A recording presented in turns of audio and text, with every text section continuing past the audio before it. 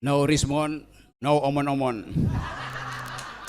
Maksudnya no respond, no kemon itu.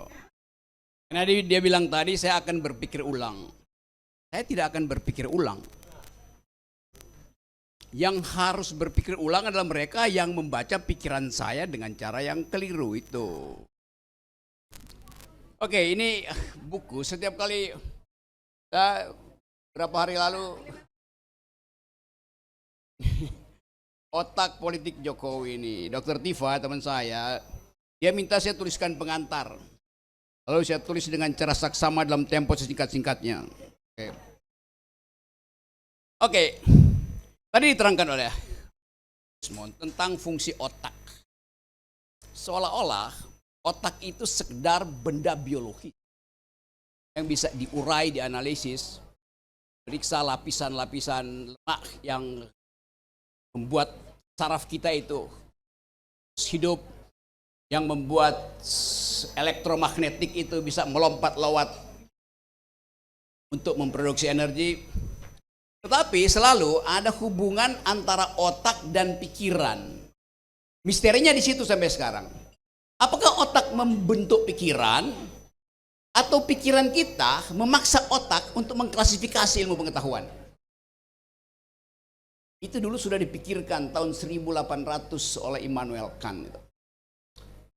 Dan akhirnya bahkan neuroscience mengakui bahwa deteksi dari Immanuel Kant memungkinkan studi neuroscience dihubungkan dengan soal-soal emosi, soal-soal kecerdasan, soal-soal kemampuan untuk memberi kritik. Jadi buku ini sebetulnya ini temanya tema biasa nih, tema dari 1800 sudah diriset tuh. Hubungan antara otak dan emosi, hubungan antara otak dan protes politik. Kalau kita bilang ada orang oposisi, itu artinya otaknya memang ada fungsi dalam otaknya yang dihasilkan oleh kemampuan untuk reasoning. Itu dasarnya tuh. Kalau Anda baca riset tentang otak, ada dokter Spanyol namanya Damasio. Antonio Damasio. Dia bahkan mencoba membaca Immanuel Kant untuk mengetahui kenapa filsuf Immanuel Kant itu begitu cerdas. Padahal Immanuel Kant sendiri mengatakan, otak saya itu, kata Immanuel Kant, bisa membaca otak saya. Coba Anda bayangkan, jadi problem itu dari awal sudah diriset tuh. Kendati pada waktu itu belum ada teknologi untuk menginterpretasikan jumlah energi yang dipublish oleh otak kita tuh. Anda bayangkan misalnya, kita sekarang lagi fasting, lagi puasa itu. Apakah otak kita berhenti bekerja kalau kita lagi puasa? Secara biologis harusnya berhenti bekerja. Kenapa? Kalau kita puasa, tidak ada glukosa yang masuk ke tubuh kita, dok, benar? Nggak ada glukosa, otak tidak bisa hidup tanpa energi glukosa. Udah 30 tahun saya puasa. Kirain bayar fidya.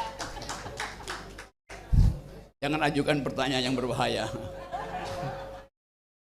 Jadi, kalau kita teliti, di dalam keadaan puasa pun otak kita memproduksi sesuatu tanpa glukosa, itu berarti ada cadangan energi disediakan oleh tubuh. Kalau nggak semua orang yang berpuasa itu jadi dungu.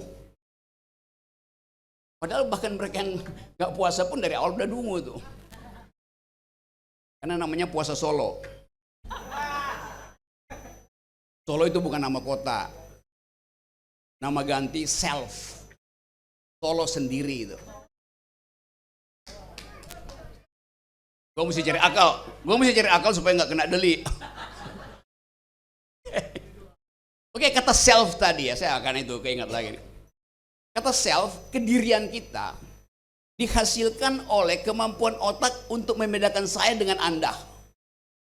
Sekarang pertanyaannya, jenis kimia apa yang ada di otak sehingga mampu untuk membedakan saya dengan Anda, Anda dengan Gibran, Gibran dengan bapaknya, bapaknya dengan Jokowi. Kan itu kemampuan berpikir. Udah subversi belum? Jadi kalau kasus yang ditulis oleh Dr. Tifa ini dibawa ke meja sidang di depan hakim, bahkan tidak akan selesai di meja sidang. Karena riset itu selalu sifatnya ongoing, in the making, nggak akan berhenti. Jadi percuma membawa kasus ini ke meja sidang. Bawa kasus ini ke meja sidang akademis. Itu yang dari awal saya inginkan. Kalau saya diminta jadi saksi ahli, saya bersedia jadi saksi ahli. Saya bayangkan, kalau saya jadi saksi ahli, yang akan nanya saya itu jaksa. Jaksa itu belajar hukum. Dia nggak belajar filsafat. Dia nggak belajar neuroscience. Dia nggak belajar artificial intelligence. Saya belajar. Karena saya sekolah pertama elektro. Jadi saya ngerti soal-soal fisika itu. Sekolah kedua saya economics. Saya ngerti tentang efisiensi otak. Otak itu bekerja seperti seorang homo economicus. Mencari hal yang menguntungkan dan menghilangkan hal yang membuat otak nggak bekerja tuh. Itu prinsip ekonomi. Otak bekerja secara ekonomis. Jadi gobloknya, bukan gobloknya nih. Tololnya kasus tololnya. Dungunya kasus ini dibawa dipancing-pancing Dokter Tifa, Rismond, Roy yang otaknya berfungsi maksimal. Dari segi itu udah terlihat ketidakseimbangan. Otak termul itu adanya di dengkul. Jadi kalau ada kesalahan berpikir, termul akan dibedah oleh dokter ahli tulang. Ortopedi. Jadi teman-teman semua, kita ingin pastikan, kita mulai dengan tradisi bahwa semua dalil akademis dibantah secara akademis. Perbantahan akademis itu perbantahan akademis isinya dalil-dalil, bukan pasal KUHP. Saya palsu, nggak ada soal. Tapi saya kan bisa jadi presiden tanpa ijazah UGM. Saya kan lulusan SMA. Tapi justru di situ problemnya. Kenapa nih kalau pakai ijazah SMA? Kan mau gaya-gayaan. Itu soalnya. Jadi Jokowi dituntut bukan karena ijazahnya palsu, tapi karena dia berbohong punya ijazah asli. Anda tahu skandalnya Bill Clinton? Dia di-impeach atas peristiwa Monica Lewinsky. Karena ternyata terbukti dalam persidangan ada kohabitasi antara Bill Clinton dengan staf khususnya, seorang perempuan tuh. Terjadi hubungan seksual. Maka Clinton dihukum karena terjadi hubungan seksual. Benar nggak? Salah. Dia dihukum karena berbohong. Dia bilang nggak ada, ternyata ada tuh. Jadi soal moral tuh nggak ada urusan dengan kita. Tetapi berbohong itu adalah masalah hukum. Anggap ya. Anda mau selingkuh, Anda mau bikin amoral, urusan pribadi Anda. Tapi kalau Anda sebagai pejabat publik ditanya dan Anda berbohong, Anda dihukum karena berbohong sebagai pejabat publik, bukan karena ijazahmu palsu. Dapat ya poinnya ya? Oke. Jadi sekarang kita biasakan untuk detailnya, di mana masalahnya? Karena dia pejabat publik berbohong pada publik. Kalau dia orang biasa berbohong, ya cuma dihukum di akhirat. Tapi karena ini beliau adalah pejabat publik, maka adalah kehendak publik untuk menghukum dia demi kemasukakalan seorang pejabat. Jadi sekali lagi clear, bahwa nggak ada delik di situ, delik menghina pejabat, delik nggak ada.